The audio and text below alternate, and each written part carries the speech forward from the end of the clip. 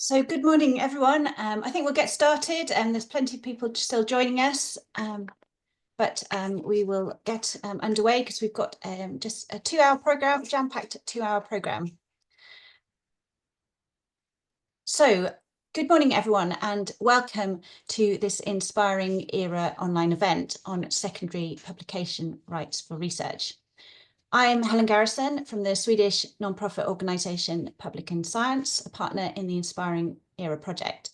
And today we're pleased to be organising this event in collaboration with the IP4OS, the Intellectual Property for Open Science project. And you'll hear more about that project a bit later. So first, before we begin, just a few housekeeping notices. Firstly, we are recording this event. None of the audience will be featured, but just the speakers, and you'll receive a link after the event to a page on the Inspiring Era website where you'll find the recording and the PowerPoints from today. We do have several opportunities for questions in today's programme, so please post your questions in the chat as you go along, and we will try to answer as many of those as possible. And also do keep an eye on the chat where my colleagues will be posting useful links as we go along today. Today, we're going to be learning all about secondary publication rights, what they are, why they matter, and how they're being implemented across Europe. And our programme features a mixture of presentations and a panel discussion with distinguished experts who will bring knowledge and different perspectives to the topic. Before we get started, I just want to say a couple of words about the Inspiring Era project that is running this event today. So Inspiring Era is a Horizon Europe funded project working together with the European Commission to support the implementation of the European Research Area Policy Agenda. And as part of this work, we're running mutual learning workshops and online events like this one here today, aimed at raising awareness of EU initiatives, tools and developments among those who could benefit from them directly. So we encourage you to sign up to our newsletter via the website if you'd like to receive details of forthcoming events, and you'll find a link shortly in the chat. We have around 380 people registered to participate today. So to encourage some interactivity and feedback between everyone watching, we're going to be using the Mentimeter tool. It's very easy to use. You can, my colleague will bring up a screen with a QR code. So please, and also in the chat, you'll find a direct link.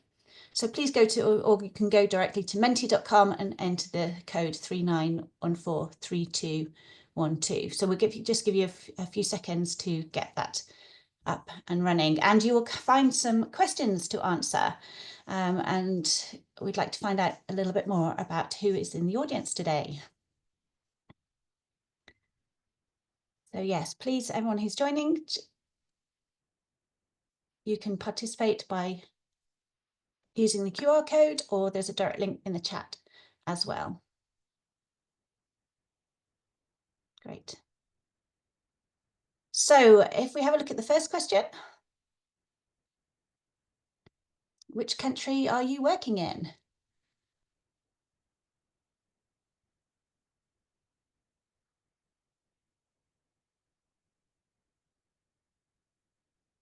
Oh, lots of people. So we've got quite a few from the countries that do have secondary publication rights. So got Germany, Austria, Netherlands, France, Belgium, yeah, and lots of other ones too, right across Europe. Excellent. And if we take a look at the next question regarding who we've got in the audience. So yes, if you're an early career researcher or a senior researcher, or whether you work as a research support professional, perhaps a librarian or repository manager, research administrator, or if you don't fit in any of those boxes, please say other. So yes, we have a lot of research support professionals in the audience today. Great. And if we move on to the third question. So how familiar are you with secondary publication rights? So we've got a few experts there, but we've got majority know something about them, but not very much. And then some who know nothing at all. So hopefully we will all be learning more about them today. And if we move on to the next question, have you ever used a secondary publication right? So majority haven't, but we do have some that have. So fantastic. And for there is another question after this one. If you have used a secondary publication right, we'd be really interested in hearing your experience. So please tell us about that, and we'll come back and take a look at those answers a little bit later as well. So we'll give you time to do that. Great. So if you're just joining us, you're very welcome to complete the online the Menti, which you'll find in the chat too. Great. Thanks very much. So we'll move on to our first presentation. So secondary publication rights, obviously a legal mechanism that supports open access, one of the central pillars of open science, and a clear goal of the European research area.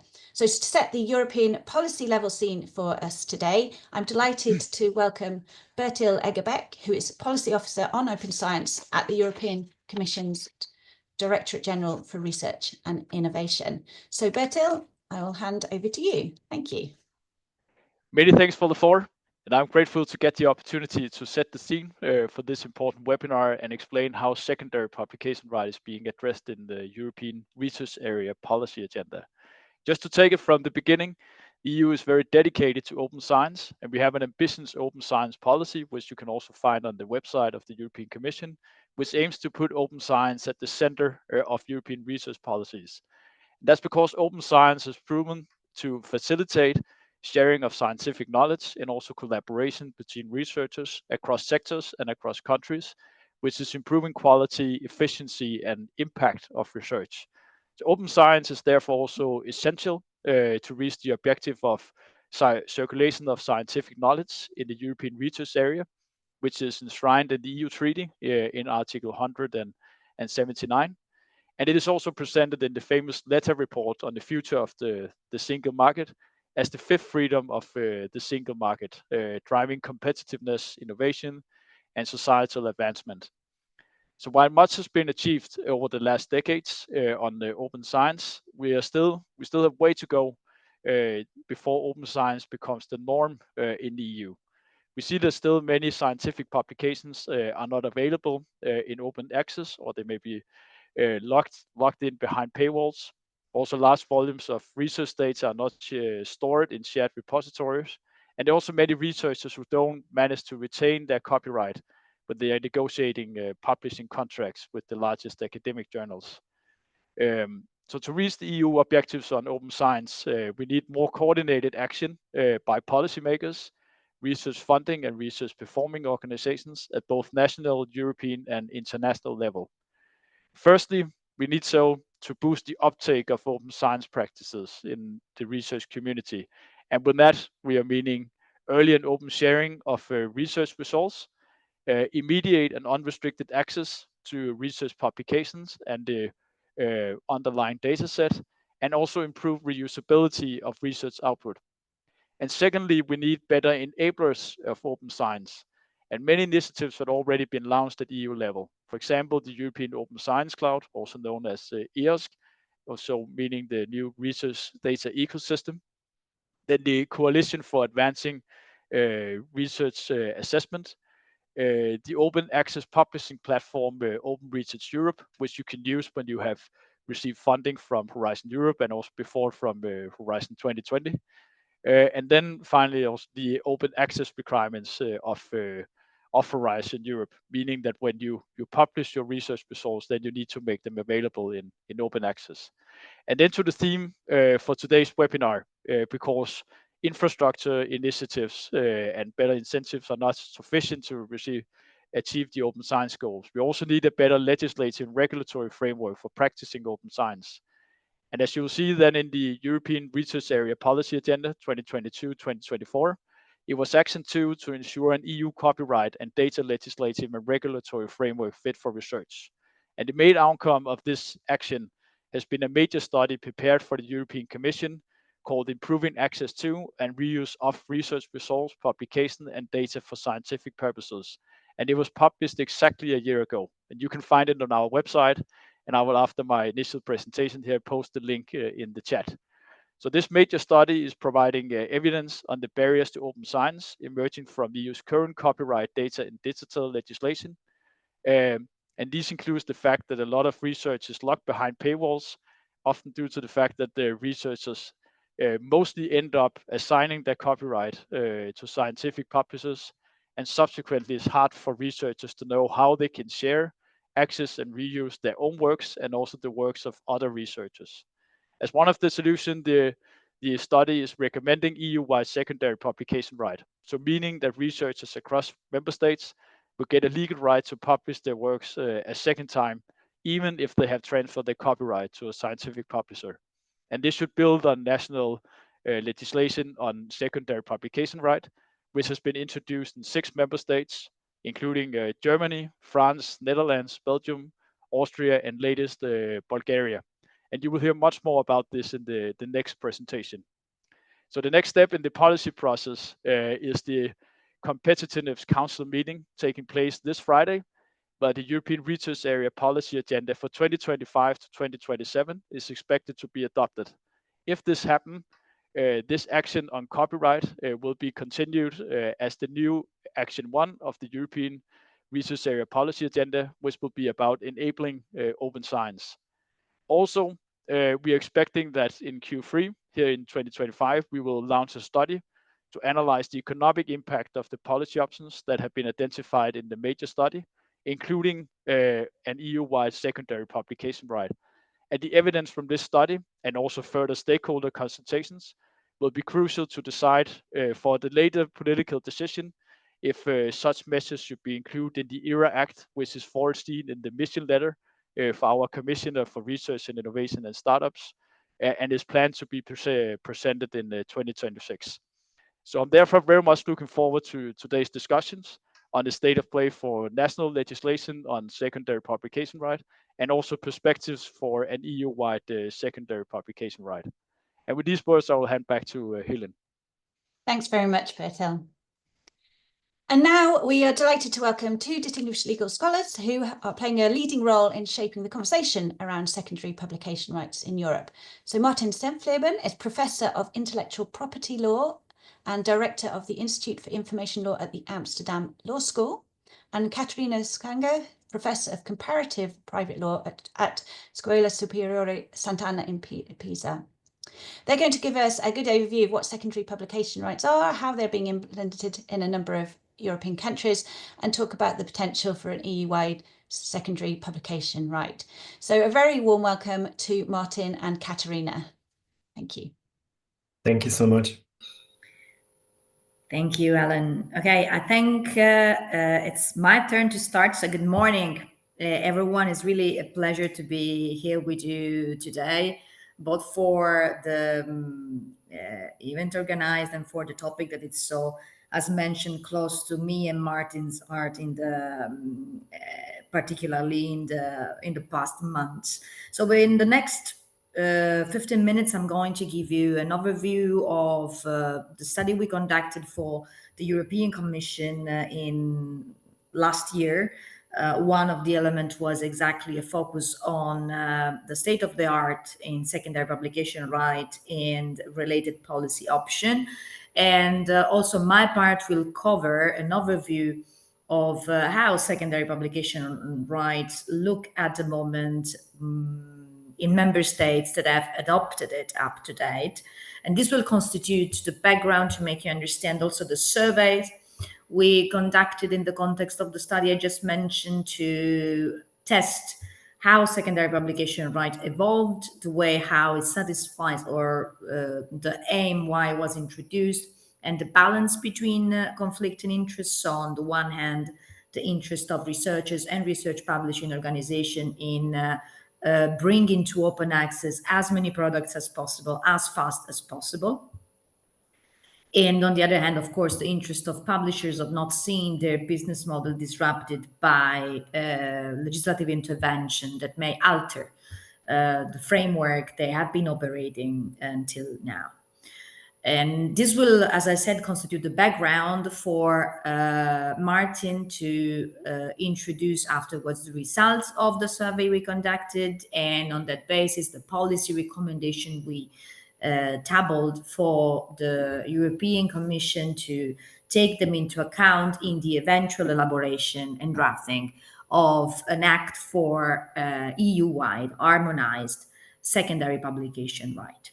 So as I said, this study we conducted for the European Commission entitled Improving Access to and Reuse of Research Results, Publication and Data for Scientific Purposes was funded within the framework of the ERA Policy Agenda 2022-2024 with the aim of understanding the obstacles still present in the copyright and data legislation for the full fulfillment of open science goals within the European research area. That's the reason why this study, which is a Mammoothian 1,200 pages study, you can find on the website of the Publication Office of the EU. The link is on the slide here. Was conducted by a consortium made of IVIR, Amsterdam, KU Leuven, Sant'Anna, under the coordination of the consultancy firm PPMI. We conducted a mapping of existing literature, open science policies at the national and EU level, EU and national copyright and data legislation to understand what the state of the art is. And on this basis, we conducted surveys with researchers, research performing organizations and publishers, both commercial and institutional. And this laid the groundwork to formulate a number of policy recommendations on how to tackle the flaws and pitfalls still present in the copyright and data legislation to fulfill open science goals within the ERA context. And we also started with an initial impact assessment of how these policy options would look like, which consequences they may create, and so on this basis provide evidence on to support evidence-based decision making. Next slide, please.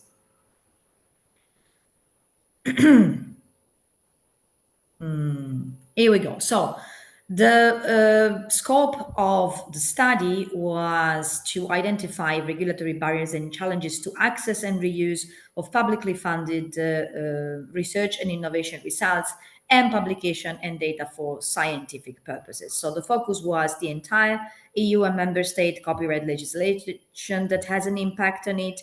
And the second part was instead focusing on EU data and digital legislation, which is, as you might know, more harmonized also via regulations compared to copyright. This constituted the background for our policy proposals, and a specific part of it was necessary secondary publication rights. So within the framework of the copyright analysis, we had a look at all exceptions and limitations that may foster access and reuse of research materials, which means general research exceptions under the InfoSoc directive, specific research exceptions within the database directive and within the rental and lending directive and so forth.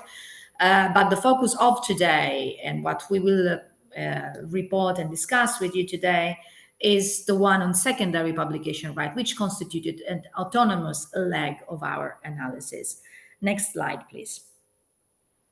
With regard to the mapping, we not only had a look at the comments in the literature of the single member states that introduced secondary publication right, but we delved into the analysis of the way how this secondary publication right looks in different member states.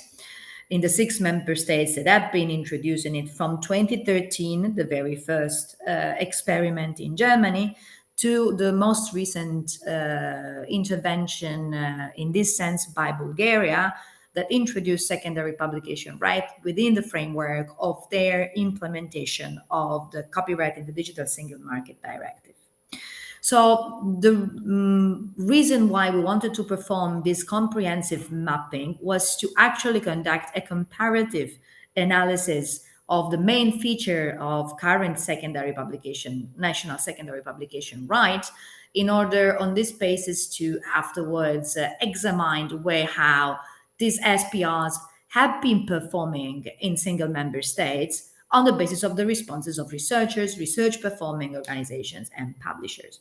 So what you can see here is that you get a sort of convergence around the subject matter, in particular limitation regarding the subject matter. All member states, Germany, Netherlands, Austria, France, Belgium, and Bulgaria, refer to short work of science or short scientific contribution. The key element is that monographs, book chapters are excluded because all member states, but for Bulgaria, we just mentioned scientific work, refer to the need for the publication to appear on periodicals which are published at least once or twice a year, which of course, as you may understand, even if it doesn't explicitly mention the word journal articles, suggests that you're not referring to monograph or one-time publication.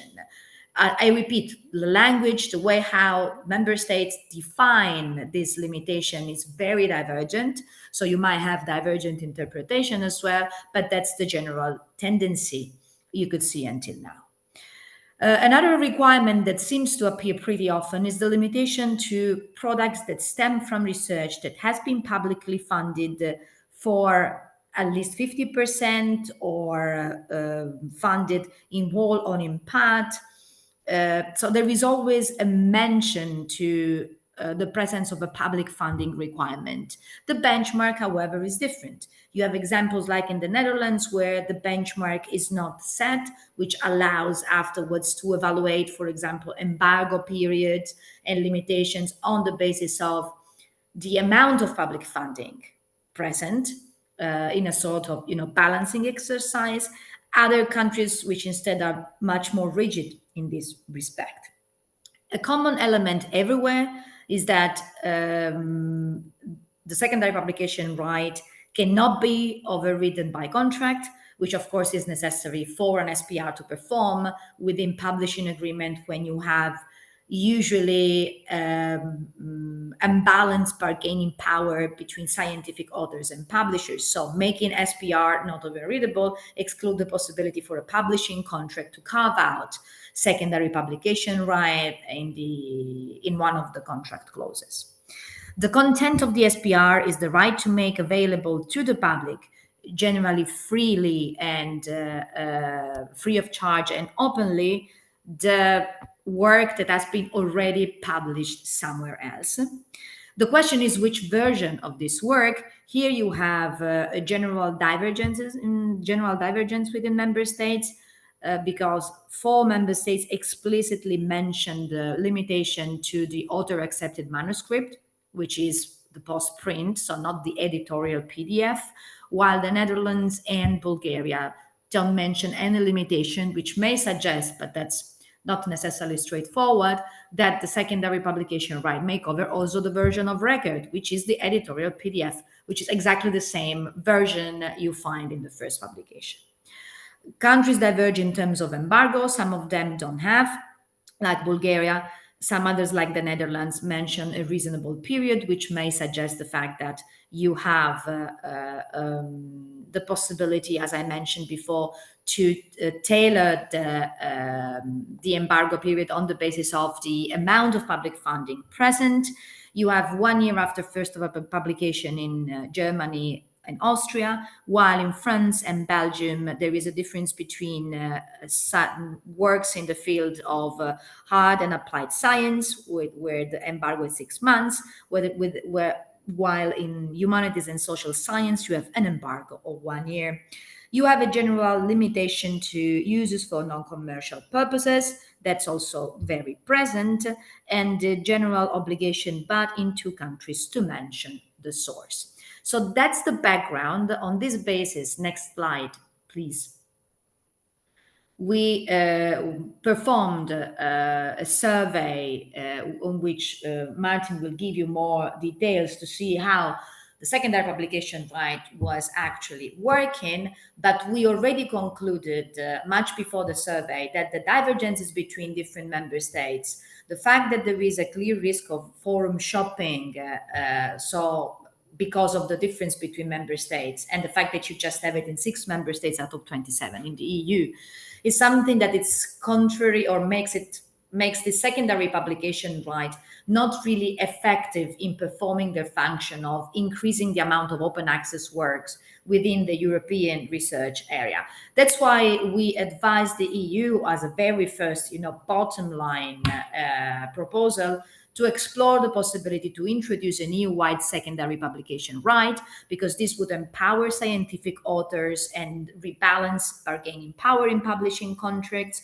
ensure all across the EU a greater availability of publicly funded research, and it would basically avoid creating discrimination between scientific authors in the EU depending on the country they come from, also impacting on international publication and not just national one. So increasing research awareness, facilitating collaborative cross-border endeavors within the area, and avoid fragmentation of contractual practices, as it happened already in the internal market and European research area with regard to scientific publications.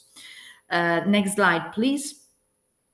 We got quite nice responses from researchers, RPOs, and scientific publishers. As you could see, generally responses are basically inexistent, especially when the survey is long and articulated as the one we performed, but we managed to strike a relatively significant response rate, particularly in certain categories, which makes the result substantial and also statistically relevant.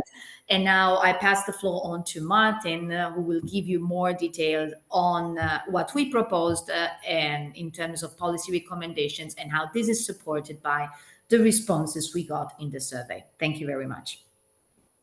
Yeah, thank you so much. So let me add a bit of detail to the general framework that Katharina has just explained. In the survey, we try to find out how the different stakeholders in this ecosystem look at different features of the secondary publication right. So a first very important element that Katharina has also explained is the question, what is actually covered? Which types of research results fall within the scope of the secondary publication right?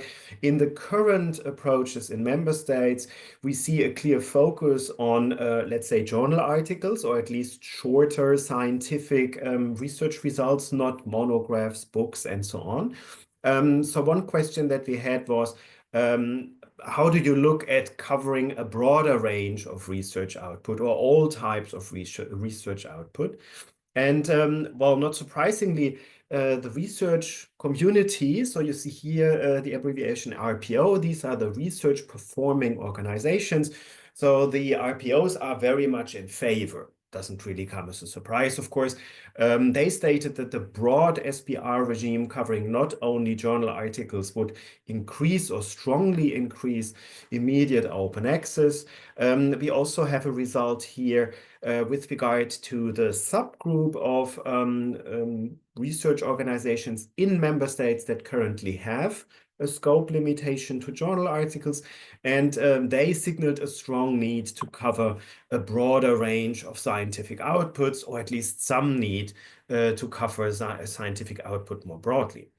Then a recurring theme in all the different results we got, there's a clear split of opinion between the research community and the academic publishers. Publishers are mainly against further extensions of the existing SPR regimes. a bit more than 60% of publishers stated that if more than just journal articles are covered, a fundamental reshaping of their business model might be necessary. That was the survey option that we made available in order to indicate that really this would have quite an impact on their current way of monetizing research results. The survey also covered institutional publishers, non-commercial publishers. We see a difference there. Most of the time, or I mean in almost all cases, the institutional publishers, non-commercial publishers are rather in favor of broader secondary publication rights, whereas the commercial publishers quite clearly indicated that they have particular concerns and particularly strong concerns. I move on to the next feature of secondary publication rights that we addressed in this study.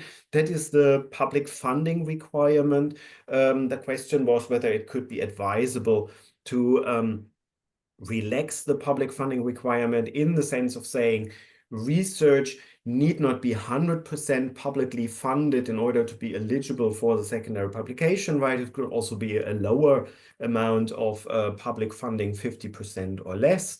And now, well, what we got is, of course, the picture that you also saw on the first sheet. The research community in favor of this very strongly. Also clear indication that there is a very active collaboration with the private sector, which doesn't come as a surprise. Many funding schemes at the national and also European level require collaboration with private funders. In these areas, the research performing organizations indicated that they get frequently questions from researchers about the making available of research results if private parties are involved in the research process and whether they would then still be eligible for the secondary publication right. Publishers, I put here the word skeptical because the opposition was not as strong as in a couple of other SPR elements that we had in the survey. Nonetheless, we got a clear signal here again that changes could require a fundamental reshaping of the business model of publishers. In particular, non-commercial publishers stated that a fundamental reshaping of their business model might be necessary if more and more scientific output in the sense of not just the 100% publicly funded, but a lower percentage of publicly funded research results fall under the secondary publication right. Third aspect is the question which publication version would be covered by the secondary publication right. So are you as a researcher in a position to publish exactly what has been in the official journal where your research appeared? Is it the version of record or the author accepted manuscript?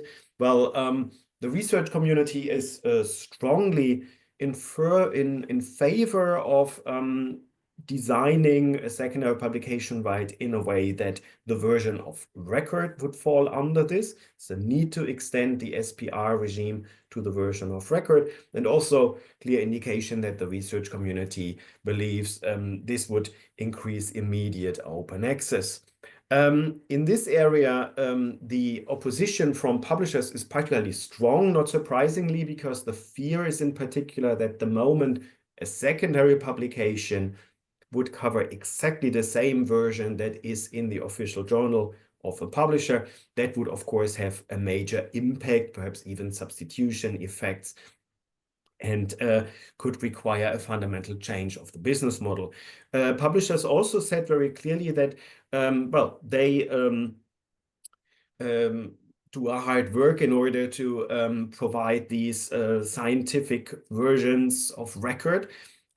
So they see themselves as the main players in the research ecosystem that makes sure that there's accurate referencing and verification of research results by providing the final version of record. Then we have, as a further element, the embargo periods. We have seen that the member states have adopted different approaches. So there are a couple of member states that have an embargo of 1 year, and there are member states who have no embargo at all, like Bulgaria, where the secondary publication right applies directly without an embargo, and the Netherlands, where this is left open to a more flexible assessment. So with regard to the embargo periods, the research community sees a strong benefit in minimizing embargo periods, so having no embargo period or no more than 6 months. I have here for you on the sheet also the difference that we got in member states with a 12-month embargo period. So there almost 90% of the research organizations stated that there was a need for a shorter embargo. We see that in member states where the embargo regime is a bit more relaxed, between 6 to 12 months, we also get a lower percentage of research organizations that state that there was a need for a shorter embargo, so a reduction to 72% in that case. The embargo period is, of course, a crucial point for publishers. So again, I said earlier, this is a recurring theme. We see opposition against a relaxation of embargo periods in the sense of no embargo, only 6 months, particularly strong in the area of commercial publishers who fear that they would have to fundamentally reshape their business model. The last component, oh no, these were the components that we had under examination. Then when we look at scenarios for harmonization at EU level, I think one can easily deduce from these facts that harmonization can take place at different levels of, let's say, ambition. First of all, it is, of course, conceivable to harmonize the secondary publication right at a rather restrictive level. So looking in different member states' practices, what are the more restrictive practices? That would perhaps mean that you limit the secondary publication right strictly to 100% publicly funded research or research with a very high component of public funding, that you limit the secondary publication right to the author-accepted manuscript, that you say that there should be a relatively long embargo period of 1 year, for instance. That could be components of a rather restrictive harmonization. Scenario 2 would be a flexible harmonization, which means you survey the different results for the member states, and for the harmonization at EU level, you pick a couple of components that are rather flexible by saying the embargo period should be short, 6 months, or no embargo period, by saying the secondary publication right after this embargo can cover the version of record, so exactly the same thing that has been published in the official publication, and perhaps also saying that the public funding requirement can be reduced to a requirement of 50% or less. Of course, these different features, these different elements of the regulation interact with each other. The longer the embargo period, the more it might seem acceptable to have the version of record in the secondary publication right. The shorter embargo period, perhaps the more difficult it is to directly include the version of record. As a third scenario, it is, of course, conceivable also at EU level to design something that is not directly built on a specific model in a member state. So from an open access perspective, you could also ask the question, what is the most desirable solution from an open access perspective, and then using the different member state approaches as a toolkit for achieving open access maximum results, of course, then by looking also at the impact that this would have on all the other stakeholders in the ecosystem, including the academic publishers, and in particular, perhaps the commercial academic publishers. Open questions for further research. You have heard already that more work on this topic is underway. There will be further studies. What we identified as open questions is, First of all, a legal doctrinal question. In copyright circles, there's a discussion about the nature of the secondary publication right. Is it really a right in the sense of an economic, moral right of the individual author? That would mean that the copyright rules that we have for the so-called exceptions and limitations in copyright, like the right of quotation or the right to make private copies and so on, this would not apply because it is really a right of the academic author that he or she can exercise. So that's the legal delicacies in this area. But, and you have heard this already, the focus is, of course, very much on the economic reality. So what would be the impact of one or the other design of the secondary publication right on existing business models in the publishing sector? Are there substitution effects that can be observed? Then the question, at which level? We know that publishing houses very often base their exploitation in the academic field, perhaps not so much on the individual publications, so not each and every individual article or book, but rather the focus is on subscription to whole databases that then have certain added value functionality. And so the question is, if individual publications become available via a secondary publication right, how big is the impact on business models that are increasingly based on specific packages, whole databases of academic resources? And then, of course, it is also important to distinguish between different types of publishers in the area of academic publishing. We have already seen a clear difference of opinion depending on whether it is a commercial publisher, a non-commercial or institutional publisher.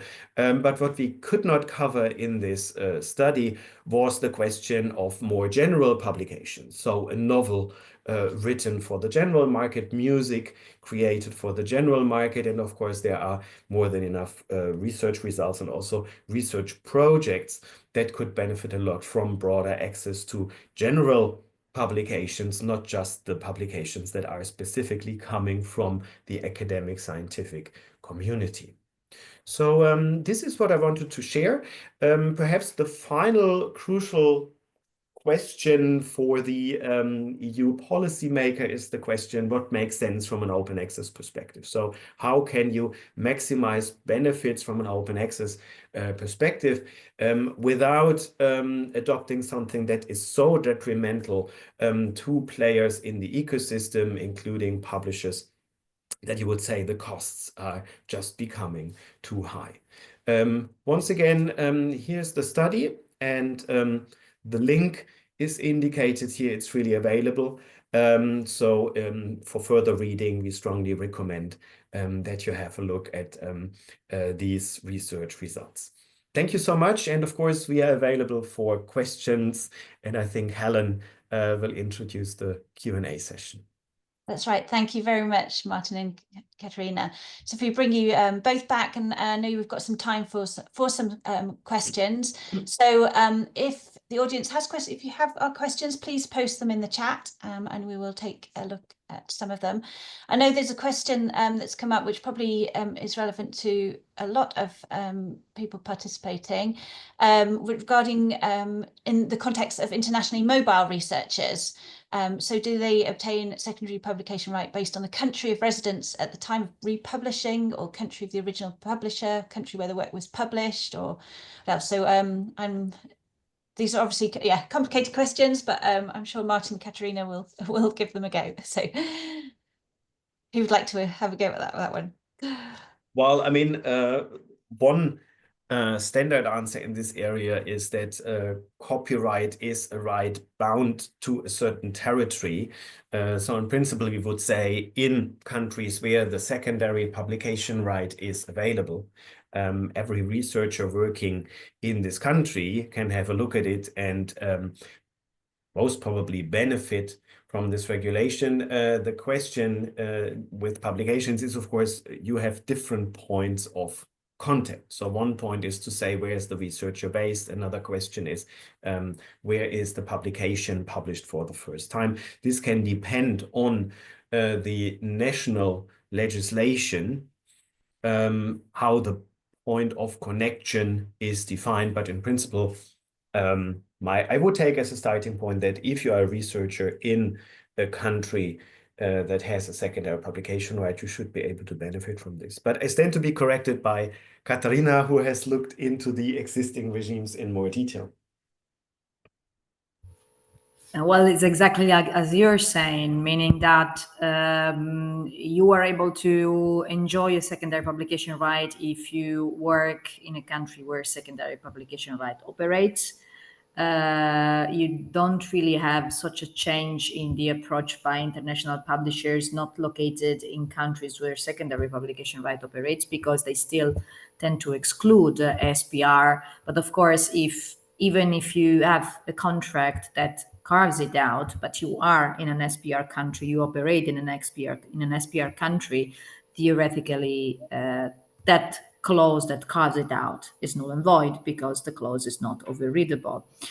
The answer to the question in general, but that has not been explored because we luckily didn't have litigation until now on the topic, is which law do you apply to the scientific work? And that very much depends on the Berne Convention. So you escalate internationally, and it depends on not just where the author is resident or has his place of residence and works, but also where the work has been published or created the first time. So the answer there is not straightforward. What I would like to point out is that, anyway, the reason to have an EU-wide secondary publication right stands also in this drastic legal uncertainty we are just describing. So you don't know whether SPR will apply to you or not, will apply to the contract you're signing or not. And as a researcher operating within the European research area, generally you tend, not to exercise a right you may have because you're afraid of the consequences if you're not really sure that you're 100% covered. And that's indeed one of the reasons we point out supporting the introduction of a EU-wide secondary publication right. Right, thank you very much. We have a very specific question about from a state-owned RTO. Does our basic government funding count towards the 50% requirement? I'm not sure I fully understood. What is the question again, please? So it's from a state-owned RTO. Does our basic government funding count towards the 50% requirement? I don't know whether that's... I understand. I think the question refers to what counts as public funding, right? Okay. Well, this is an area which also, on the basis of the answers we got from researchers and RPOs, is where there is the highest degree of uncertainty. It's something we also point out in the study. It's not clear what amounts to public funding in the calculation of the benchmark. So, of course, if you are receiving money from a state or local or EU funding agency, of course, it's public funding, but there is no clarity about, for example, how do you treat cases where your chair or your contract is paid not fully by the university, but partially privately, and so forth. So researchers and research performing organizations are showcasing clearly this problematic uncertainty on what really amounts to public funding and can be calculated to see whether you match or not the benchmark, the requirement, apart from very clear-cut, easy cases. And because of that uncertainty, again, they lament chilling effects and the fact that they suggest their researchers not to use SPR because they're not sure that it's valid, that it can be used by them. And that's the reason why we also suggest in our policy recommendation that the requirement is much better detailed if introduced at all. Yeah, it's perhaps also interesting to add that when you think about it, there's a triangle of stakeholders here. So you have the researcher with an interest in open access, then you have in the case of private funding, you have the private party involved, but the private funder of the research is perhaps not against publication. So in a case where the private funder would say open access is no problem whatsoever, the question is, why do you have this public funding requirement at all? I mean, it adds legitimacy to the whole initiative at the policy level. Of course, it's a strong argument to say if research is funded publicly, then it should become freely available. But at least as long as a private funder is not against open access availability of the research, there is no reason not to include this privately funded research. With regard to publishers, of course, it is clear that they have a preference for the strictest public funding requirement that is conceivable, because the more strict the public funding requirement, the smaller the number of works that fall within the secondary publication right. But most of the time for publishers, there is no extra investment in the research as such. So for the investment that the publisher makes in the final publication, it doesn't really make that much of a difference, whether it's a research result coming from a publicly funded project or a privately funded project. The publisher most of the time has not put his own money in the research. Thank you very much. So there's a question about, is there an overview tables of the countries with secondary publication right? Now, I know there was, right, in Martin and Katharina's presentation, there was this table.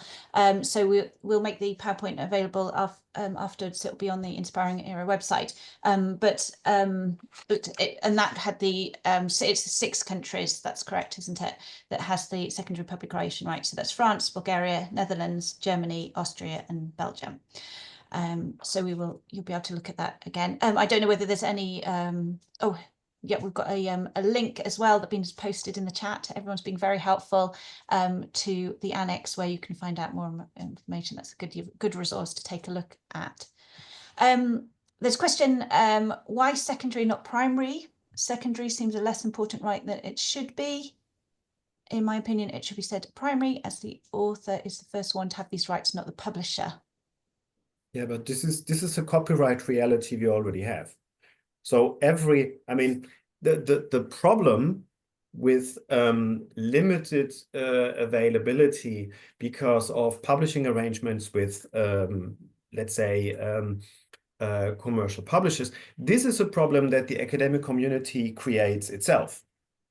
Because every academic researcher or research performing organization that obtains copyright is free to exercise that copyright as it wishes. So if an academic researcher wants to publish open access, then that's perfectly fine. You have the primary publication right. It's just a question whether you have a preference for ensuring that your publication is in a peer-reviewed, double-blind, international commercial journal. And if that's your preference, then the whole cascade of issues arises that we are discussing under the heading of secondary publication right. But that's a choice of the academic community. Thank you very much. Right, it's time to move on. We will have time for more questions later, so do keep posting them in the chat.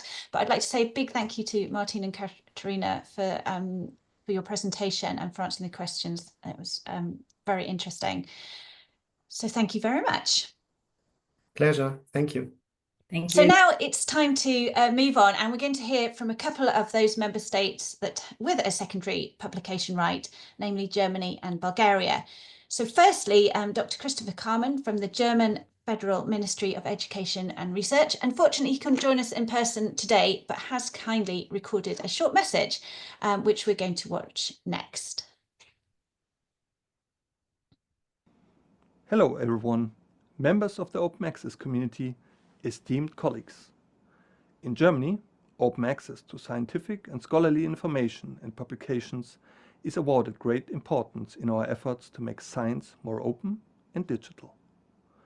Open access not only serves research itself, it promotes social participation.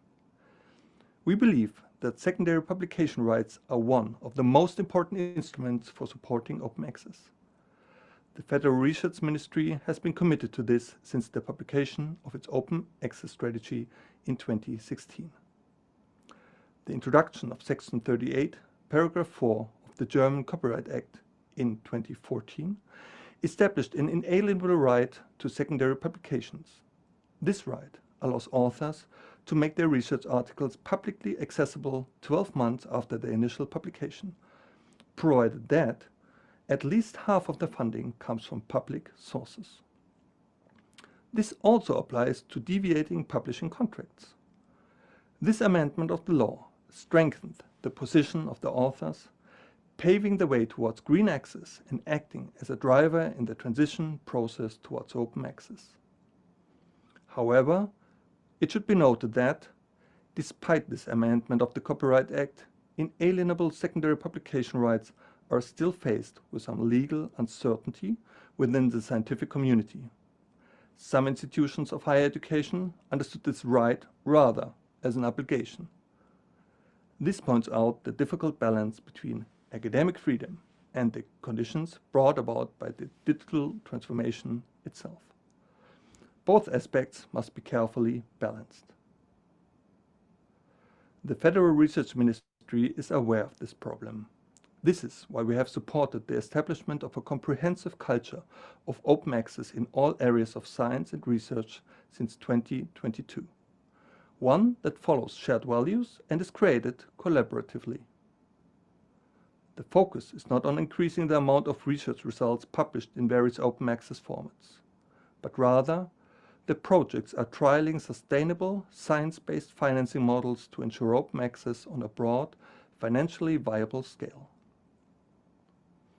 We are following European developments in this field very closely because they support both national and international transition processes towards open access. Our attention is focused on the constructive dialogue at European level and the strategic consolidation of the interests of all players involved in the process. The Federal Research Ministry is keen to support this dialogue. I would therefore like to thank you explicitly for playing an active part in shaping the open access debate with today's event. I hope you all enjoy interesting discussions and obtain valuable insights into the legal systems of different member states. I look forward to hearing about the outcomes from today.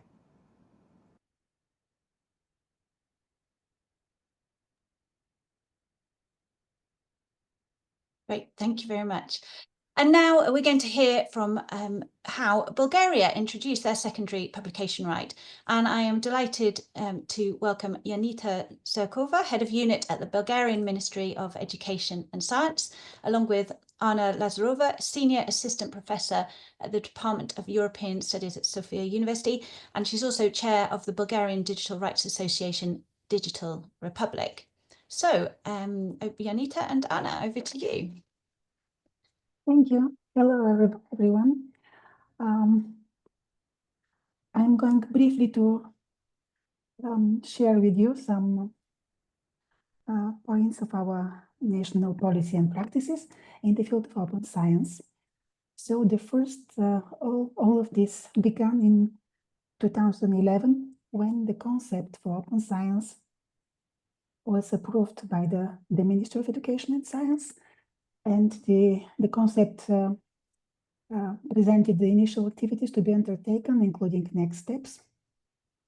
And so one thing that was very important in this concept was the binding nature of the upcoming legislative measures to be undertaken. Decades later, in early 2022, a national open science plan was created and introduced to the research community in Bulgaria. And the document presented financial commitments of the country to support the establishment of infrastructure, creation of incentives, promoting open science at the institutional level. Within the framework of this national plan, in 2020, the Bulgarian Open Science Portal was also created. More than 100 research organizations and higher education institutions authorized representatives have been trained so far. More than 60,000 publications, including PhD theses, are harvested from more than 10 institutional repositories, are now visible in the portal. in 2022, a national program for promotion of publication activities in highly cited journals and open science practices was introduced. 32 public research organizations and higher education institutions were involved in this program as providers of open publication and data to the Bulgarian portal. The next initiative was just appeared when while we designed the National Resilience and Recovery Plan. Then we planned a number of reforms, one of which was to introduce the new law for promotion of research and innovation in Bulgaria and the other connected legislative modifications. That brings us to the main topic of the today meeting in December 23rd, the modification of the Copyright Act to include a secondary publication right was adopted. The next year in May, the new scientific research law was also adopted by the National Assembly. In the law, a particular chapter on open science was introduced. In March this year, on the basis of the research law, the Minister of Education and Science adopted Ordinance number 1 on the procedure for publishing and storing data and publications in the Bulgarian Open Science portal. And finally, before to give the floor to Anna, I would like to say that the ministry is now working on the proposal for an open science funding program to support further institutions in their efforts to introduce and involve in their daily practices and open data activities. Thank you from my side. Thank you. And Anna, over to you. Thank you very much. Trying to be mindful of the limited time that we have, I'll just comment briefly on the Bulgarian secondary publication right. And also with the new research law, we also have introduced a secondary publication obligation and the implementation of these mechanisms into the academic ecosystem. So first of all, building on what Professors Ganga and Zemtleben have already said, I'd like to further clarify that Bulgarian SPR is an imperative contract adjustment mechanism that mainly aims to safeguard the interest of the individual academic author vis-a-vis publishers. It's building on the author's so-called right to reuse their publication in periodicals, which was pre-existing in the Bulgarian Copyright Act. And as Professor Ganga already mentioned, this amendment of 2023 was part of the implementation of the Copyright in the Digital Single Market Directive and was justified as a form of protection of the author's rights in the spirits of Article 18 and following of the directive. Secondly, as mentioned by Mrs. Zherkova, in the new Bulgarian research law from 2024, there's a chapter on open science, and within it, there's a secondary publication obligation for the individual author of the publication, which basically makes Bulgaria the first EU country thus far to have a more holistic legislative approach to secondary publications on the national level. And I'm saying on the national level because Germany also already has both SPR and SPO. However, SPO has been adopted only in one state thus far. And I'm also saying legislative because in terms of a holistic approach, of course, the Netherlands are probably far more successful in implementing SPR with a bottom-up approach to secondary publication. And finally, I'm saying thus far because at the moment, other countries are also attempting legislative amendments. There is a proposal, for instance, for implementing SPR also in Slovenia currently. Now, the Bulgarian approach is clearly a top-down approach for the moment. And on the one hand, it has been useful for various institutions. For instance, the University Library of Sofia University has fed already thousands of publications to the Bulgarian portal of Open Science just in the last couple of months, since the ordinance got adopted. On the other hand, although the legislation is fairly progressive, its implementation still poses some challenges. And since I don't have much time to deliberate on these challenges, I'm just going to mention two of them. Firstly, there's not enough awareness yet within the academic community of their rights and obligations under these new regulations. As secondly, there are more investments needed into infrastructure. So both the institutions and the Bulgarian Open Science Portal can handle the parallel publication scheme. And I hope both of these challenges will be addressed in the forthcoming Open Science program by the ministry. Thank you very much for your attention. Thank you very much. Thanks for those very interesting insights. We are now going to move over to our panel discussion, and this is going to be moderated by Vanessa Guzak from Miller International Knowledge, who is the Legal and Policy Director for the IP4S project. So Vanessa, the floor is yours. Thank you so much, Helen, and welcome everyone. It's a pleasure to welcome you all to this panel discussion on secondary publication rights. We are here today to explore how SPRs can support open access, protect researchers, and navigate the often complex landscape of academic publishing.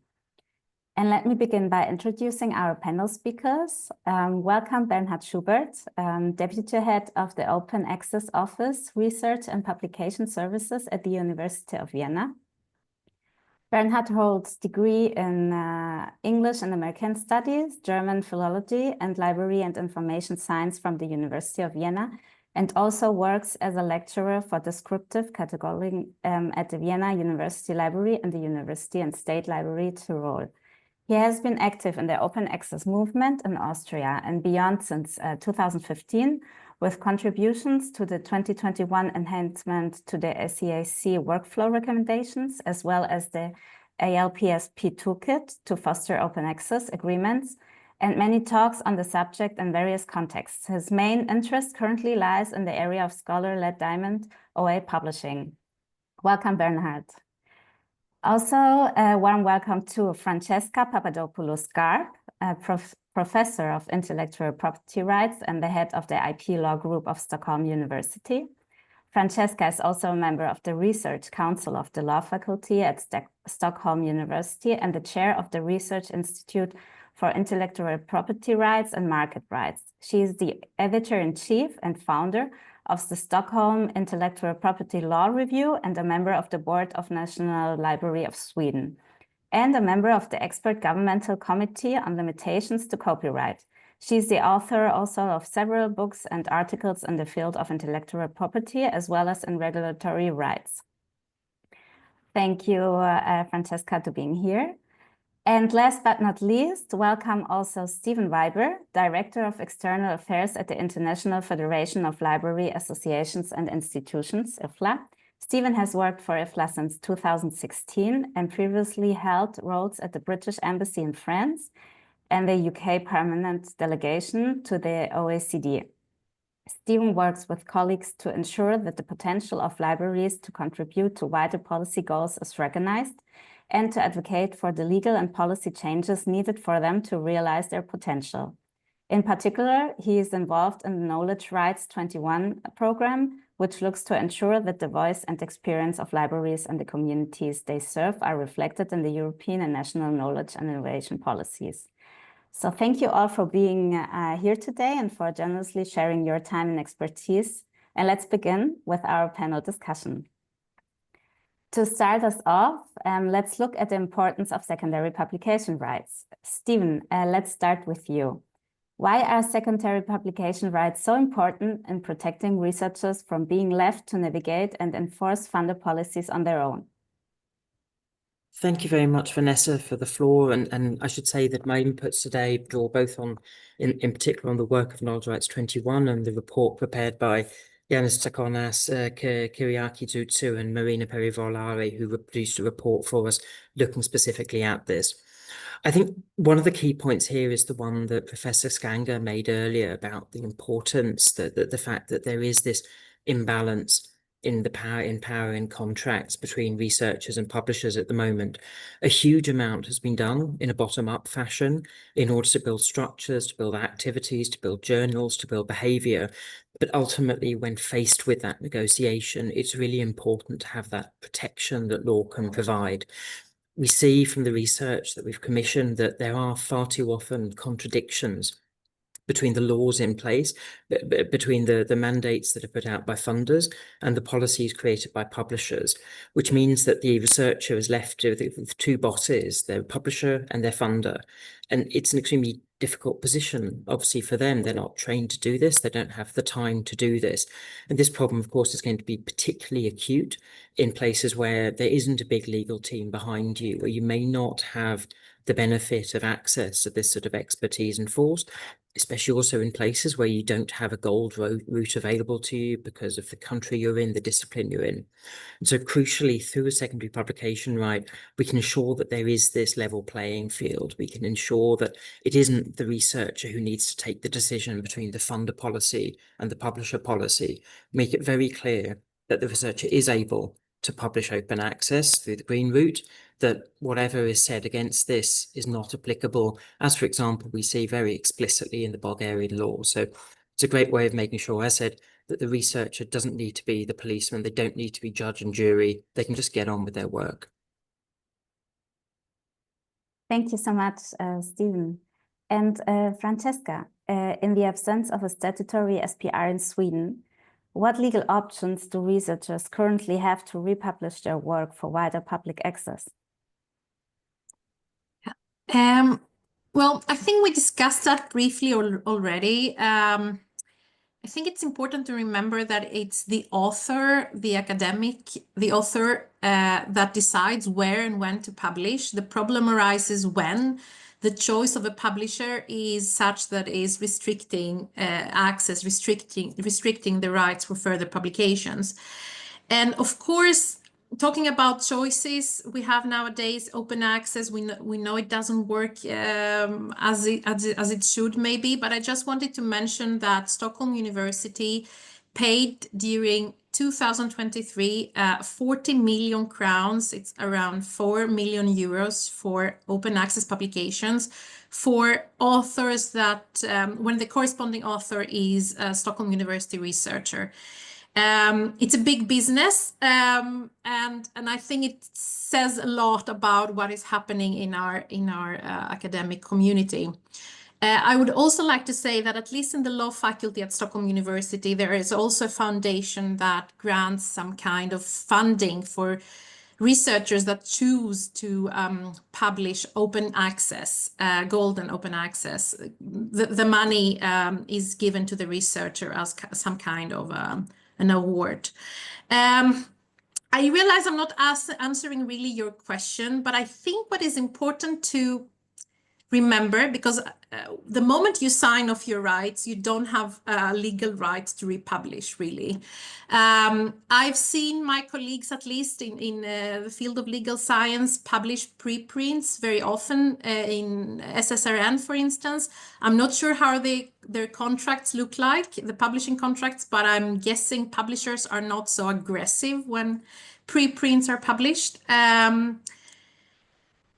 And finally, I would like to say, and I think this was kind of noted previously as well, that academics are not, I'm not sure academics are so much interested in, the right to republish. I put a question mark.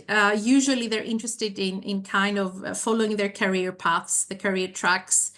And that means that they will choose the publisher that has more prestige. And even if that publisher is one limiting access to their texts.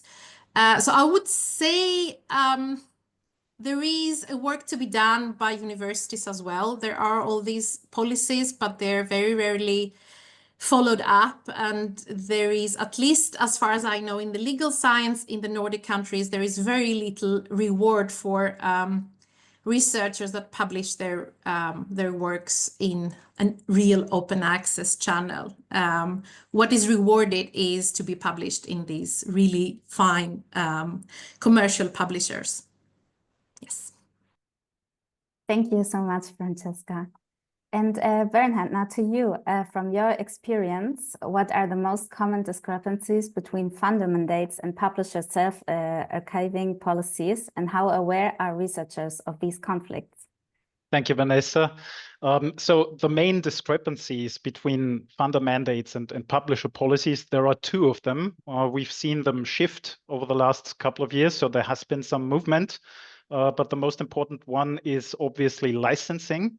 And the second one is embargo period. So these are the main two limiting factors, I would say, when it comes to publisher self-archiving policies, because obviously publishers aren't interested in zero embargo period, and they are even less inclined to allow open licensing for secondary publications.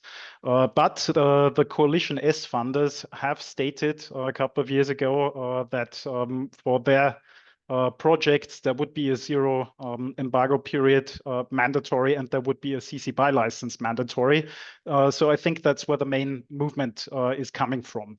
What we've seen is that many publishers already allow a zero embargo period, but licensing is much harder to realize, and that's also not something that you have in secondary publication rights on a national level, because this is going to be a very hard battle, I would say, or I would assume when it comes to that. But obviously we need publication rights with teeth. I think Bulgaria is on a great path here. And as Francesca also said, you can't separate the debate on secondary publication rights from research assessment. So the main problem stems from incentivizing, on the one hand, high impact factor journals, even though we've known for years that that's not a reasonable assessment for individual researchers. And on the other hand, everybody needs to gain projects, get funding from funding agencies, obviously. But I think there needs to be sort of a prioritization happening. What's more important? Is it more important to get third-party funding, or is it more important to keep publishing in high impact factor journals? Also, maybe taking into account that there's this focus on diamond open access happening on a global level right now. So I think it all really ties together, and that's sort of the point I want to make here. You can't separate this from research assessment. Thank you so much, also Bernhard. Now let's explore how to maximize the effectiveness of SPRs legally, institutionally, and practically. And for this, Francesca, could you explain the legal foundations that support the reuse or republication of scholarly work, and how researchers can navigate restrictive publishing agreements? I think we kind of end back to what I just talked about in the previous question. I mean, researchers, not even researchers in the legal science field, we never read the contracts, or even if we read the publishing contracts, we would never dare to say, well, Oxford University Press, I have some input here for your contracts. We are very thankful when we get our texts accepted. So what I think is that most publishers are very forgiving with regards to publishing of preprints. Myself and my colleagues, we make use of that very often, and I'm not claiming this is the solution to all the problems, but I've never seen, as far as I know, any commercial publisher suing an author for publishing at SSRN or in other depositories. What I also like to pinpoint here, because we discussed about the legal nature of a secondary publication right, which I think it's also important to remember, the legislator legislating in this field has a difficult time specifying what exactly this new right will be. And of course, we have the national experiences already, but I was a member of the expert committee looking into limitations to copyright. The Swedish Copyright Act was changed a year ago, and we explored the possibilities of introducing a secondary publication right. We came to the conclusion that we cannot see secondary publication right as a limitation, and so it fell outside the scope of the legislative committee. It is difficult, it's technical, legal technical, but it needs to be addressed because I think here it is important to remember that we need to respect the author somehow as well.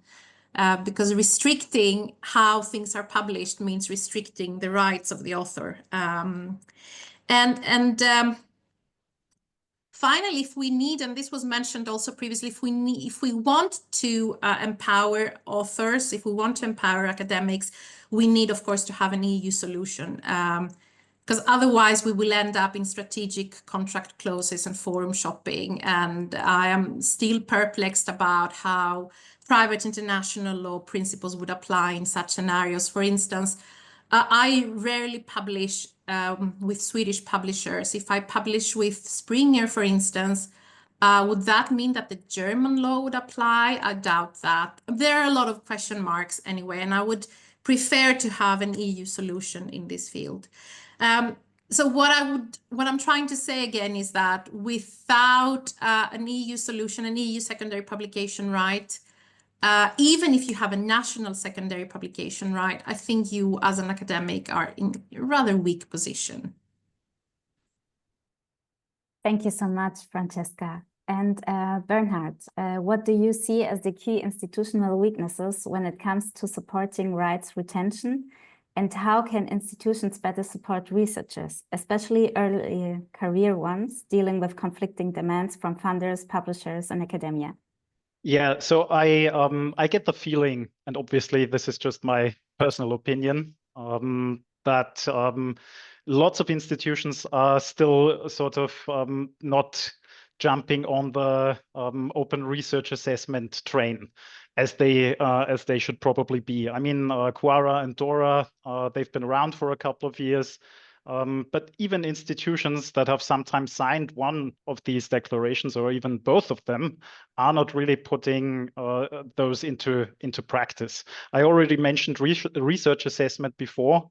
Basically, it's the institutions themselves who are going to be telling early career researchers publish in these high impact journals because that's sort of best for your career. But then they don't give any additional guidance when it comes to juggling that with funder mandates. So I think that fundamentally needs to change at a research institution level. There really needs to be a shift at mindset, at research assessment perspectives.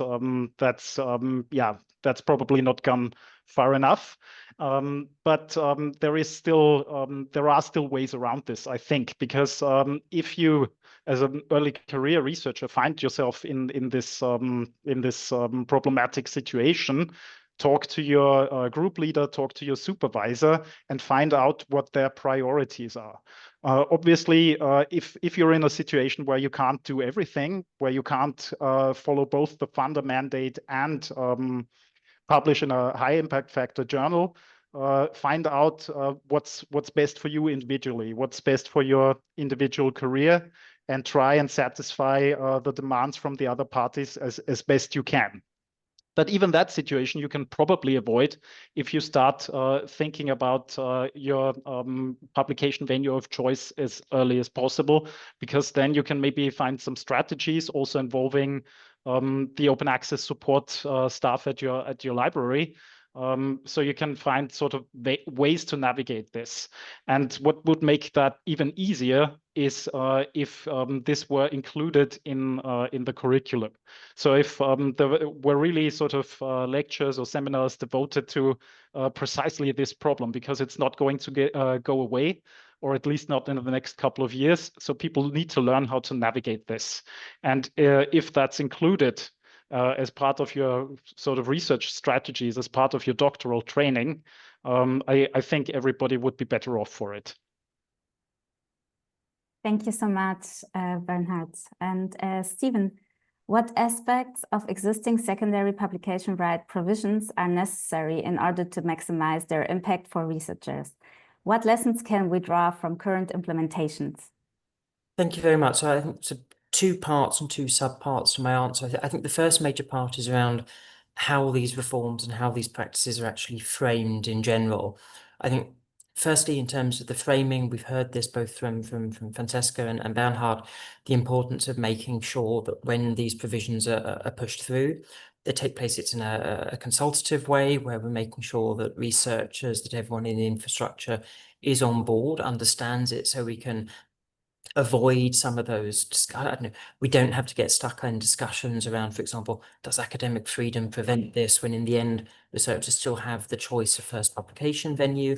It also means we can integrate it better with other policies such as around assessment and so on. So this is absolutely not something that happens on its own. But I think it's also important just to remember that this isn't just a copyright question where we're obliged to find balance between one set of stakeholders and another. It's important to remember that, of course, by investing in research and by supporting its sharing, we're supporting some much wider first degree policy goals, such as supporting research, competitiveness, making sure, for example, that we are, and we've seen there's a question from Lisanne in the chat right now, we are actually supporting access to data, to support AI, to support competitiveness there. So I think first part of the answer is we just need to get the framing right. So there's clarity about where we're going.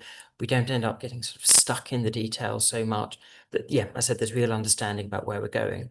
I think the second part of the question, more technical, I think a lot of it really comes out in the work that Professor Skanger and Professor Senfleben have done, in addition with their follow-up paper on this around the importance of making sure that we have a broad definition of what materials are actually covered, that we have a broad definition of what actually counts as public funding.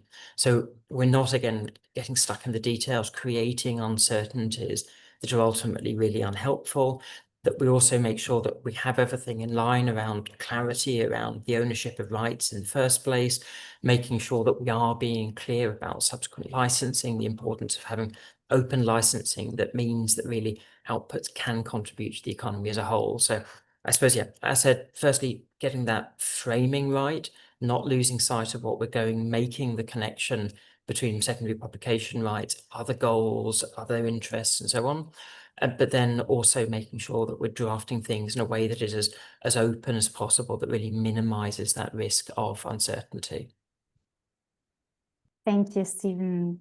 And let's turn now to the future, toward a unified framework, focusing on how SPRs could evolve through national and pan-European initiatives, what implementations look like in practice, and the benefits of coordination across borders. So Stephen, again for you, a question. What would be the benefits of a pan-European legislated SPR, and how could it improve access, simplify compliance, and protect researchers across borders? So I can see there's questions coming in, so I won't repeat things that I've previously said. We've heard Francesca and Professor Ganger have talked about the risks of forum shopping, the risks of people having to wander around and pick which institution they want to work with. Certainly, it makes it easier if you have researchers working together across borders to have clarity about what's there. I think this does raise a question about the legal form of any potential secondary publication right, the value of going for a regulation approach rather than a directive, which allows for gold plating, which allows for elements of difference to come into the picture. I think clearly European action will provide a really powerful impetus to make sure that all countries are adding secondary publication rights to their arsenal of funding tools, infrastructural tools, soft policy tools, hard legal tools, in order to support open access. And there's a particularly important point in here about we do continue to have this sort of uncompressible share of work that isn't published open access, again, because institutions don't have access, they can't necessarily pay the APCs, they're not interesting when it comes to transformative agreements. These are institutions, these are disciplines, these are countries that could really benefit from that impetus, that cover that European law will provide in that respect. And just to say, I know it's easy to say we're focusing on smaller players, but we are beginning to see institutions turning away from transformative agreements, realizing that transformative agreements are not sustainable.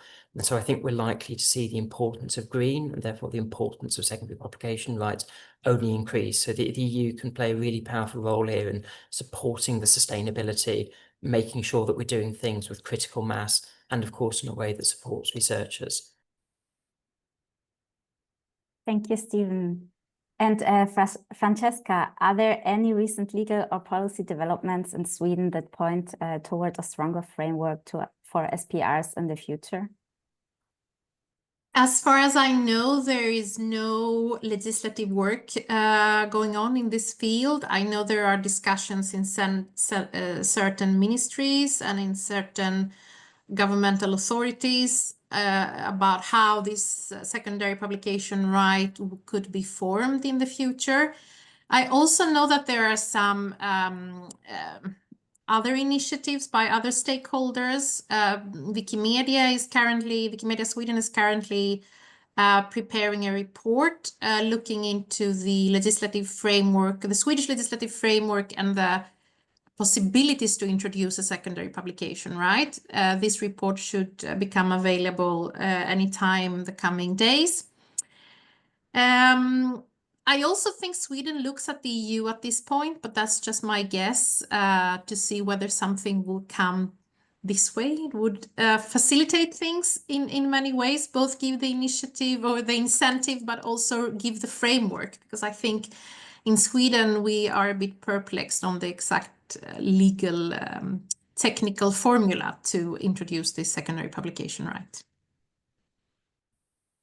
Thank you, Francesca. And Bernhard, how can institutions implement SPRs more effectively?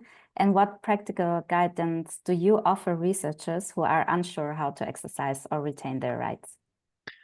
Well, I think I already mentioned, ideally, you would have to include this in doctoral training or even before that. So that's something to think about. And that's an area, I think, where library expertise could really come in useful. And if you have strong institutional support on the top level, I should say, so on rectorate level, stating we want secondary publication rights to be used. That's our policy. We want people to make their research available. If it's not already available in open access, then I think that that would go a long way towards really bringing life to the legislation that's there.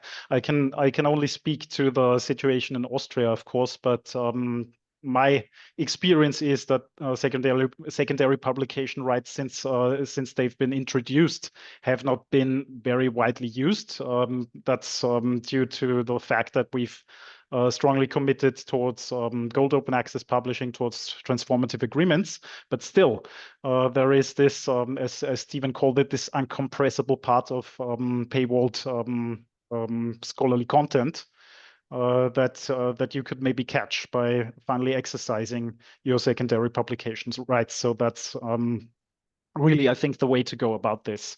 I mean, bottom up is, of course, always a good way to go about things, but sometimes you have to have a certain policy. It doesn't have to be mandatory, but if you make a recommendation, if you lead by example, I should say.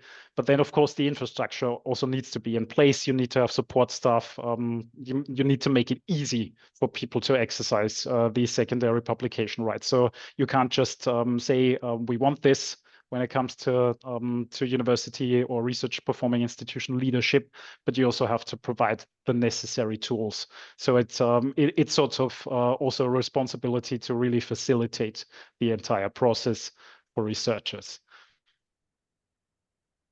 Thank you so much, Bernhard. And I think we are very good on time. So thank you all so much for your insightful contributions throughout the discussion panel.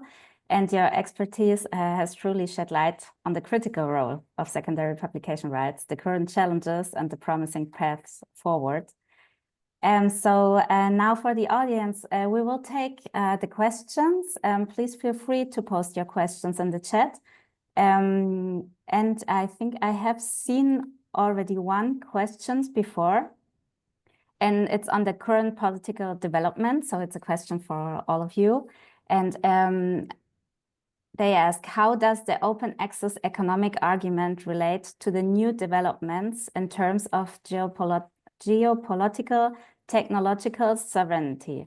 Discussion vis-a-vis non-EU third countries. In times of AI, data is our EU gold. What provisions are in place to safeguard our knowledge precisely for economic purposes? But also issues of research security seem to be in conflict with notions of open science. I will put the questions again for you in the chat so you can read it.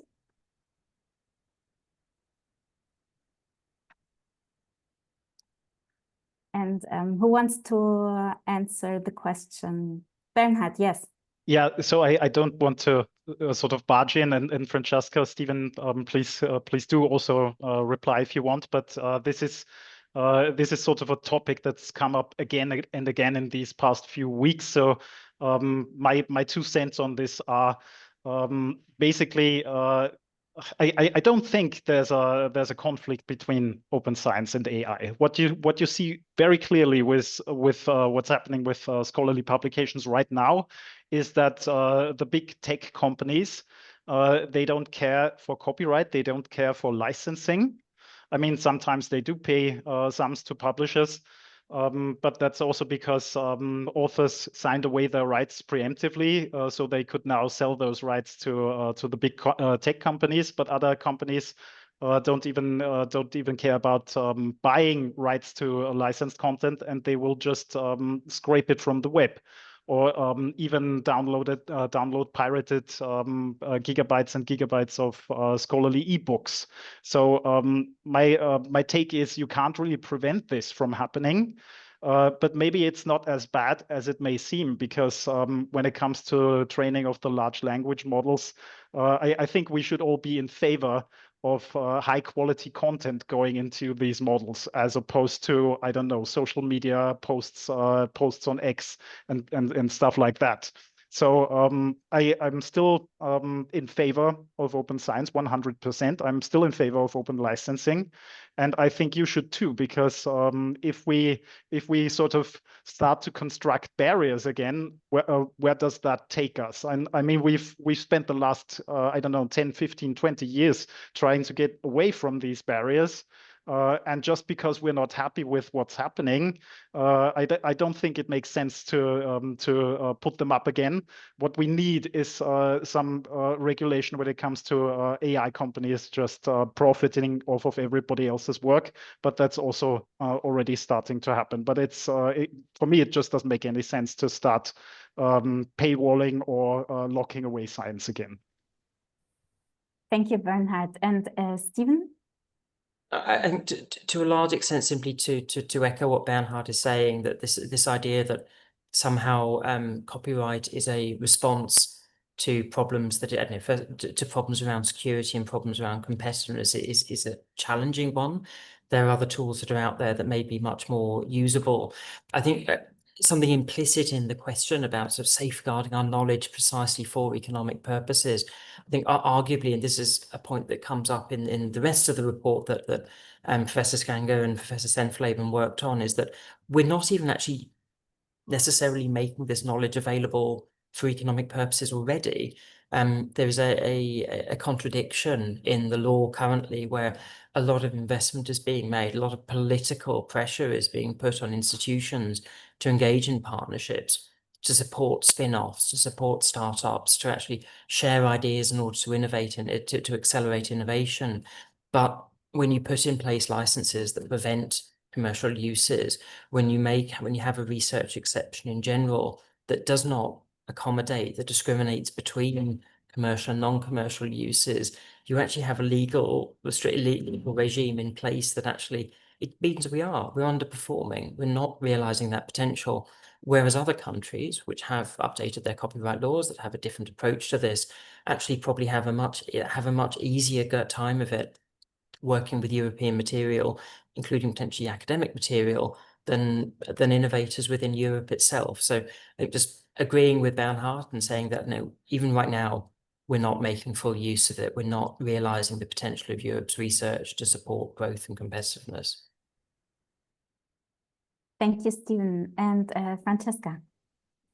I echo what Bernard and Stephen said, but I also would like to add here that I hear more and more discussions and whispers on issues of national security and how to see to that interest of protecting national security when we are heading towards a more and more open research environment. I think it's kind of worrying me a little bit. We will see where it gets and if it will really land somewhere. But if we have such discussions in a Swedish context, then I'm guessing Sweden is not alone in this. So yeah, somehow I think the question on national security or research security as posed in the question is not completely not relevant. I think we see a trend here, discussions on limiting access.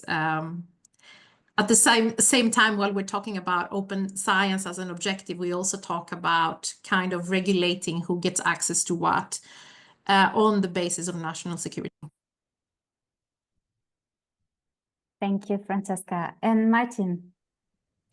Yeah, just a side comment. I'm not on this panel, but there is already copyright legislation and AI Act provisions in place in Europe that make it pretty clear that whatever you do with a secondary publication right, you can, what we call the opt-out, you can opt out and you can say that the resources made available should not be used for AI training. So if this is what you don't want and you want to make a difference between other researchers you're using the resources, but AI trainers not using the resources, there are already instruments in place that make that possible. So just to make sure that this does not become a stumbling block to looking at secondary publication rights as something that can help the research community to have broader access to research output. Thank you very much, Martin, also. And if there are not more questions, then we would like now to display the results of the Menti of the question 5 and to see, to take a look on at how your perspectives align and what insights we can draw from the collective inputs.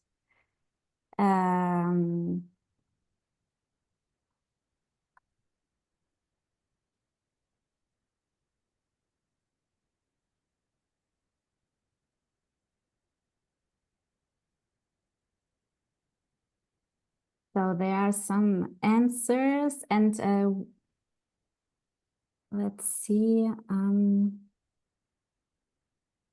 The right to make available to the public works created by employees accepted for publication after peer review has been introduced for 50,000 researchers, employees of the research organization.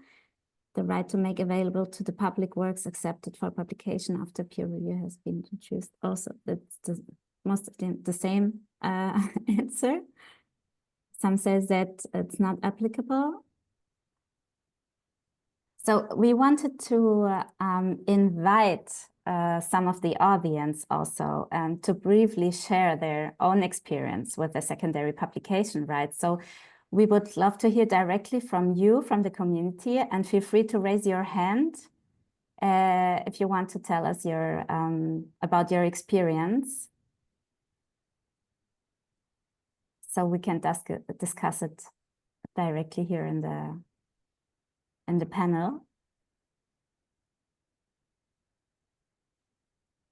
I cannot see any hand up, so I think the audience is shy. Oh.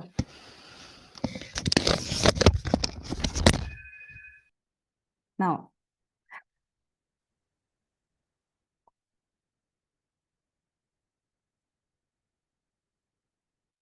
So if there is no researcher who wants to tell us about their experience, and if there are no more questions, yes, I would close this panel discussion. So thank you very much to all of our speakers for your insights and to the audience for your engagement.